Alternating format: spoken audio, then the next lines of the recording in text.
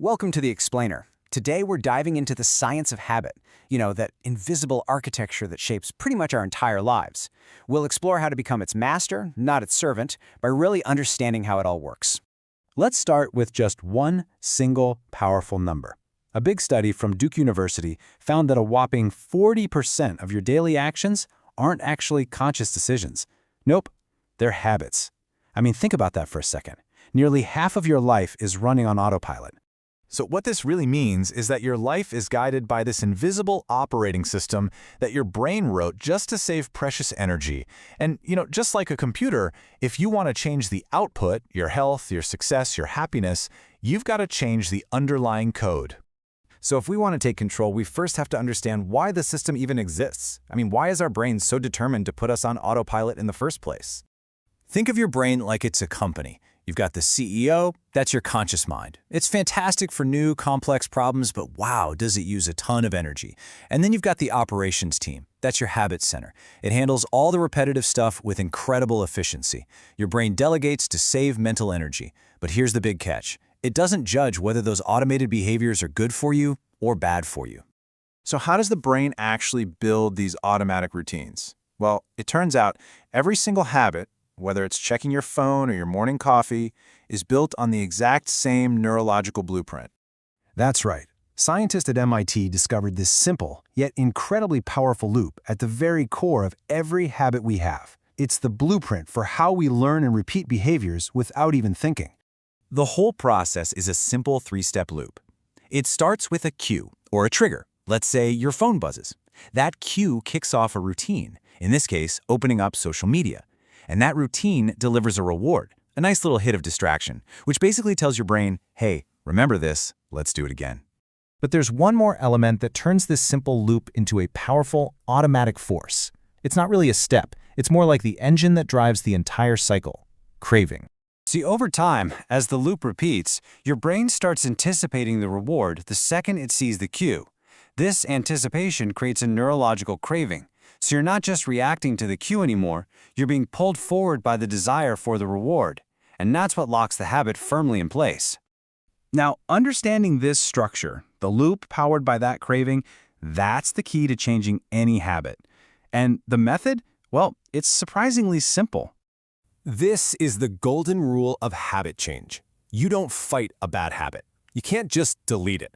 That wiring is always there in your brain. Instead, you get clever. You redesign it by just swapping out one piece, the routine. Let's make this really practical.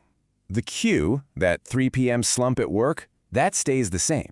The reward you're craving, an energy boost or just a distraction, that also stays the same. The only thing you change is the routine. So instead of grabbing a cookie, you take a quick walk. You get the same reward, but you've swapped in a much better behavior. Now get this, some habits are way more powerful than others. These are called keystone habits. And changing just one of these can create this positive cascade, transforming other seemingly unrelated areas of your life. Daily exercise is a classic keystone habit, and here's why it's so powerful. It creates these small wins that change how you see yourself. You start viewing yourself as someone who follows through, and that small identity shift creates structures that just spill over. You naturally start to eat better to fuel your workouts, you sleep more to recover, and you feel less stressed. So, you've identified the loop, you've picked a new routine, but how do you make sure the change is permanent, especially when life gets stressful and your old habits come knocking at the door? Well, studies show that willpower isn't some infinite resource we all have. It's actually a lot more like a muscle. It gets fatigued the more you use it throughout the day.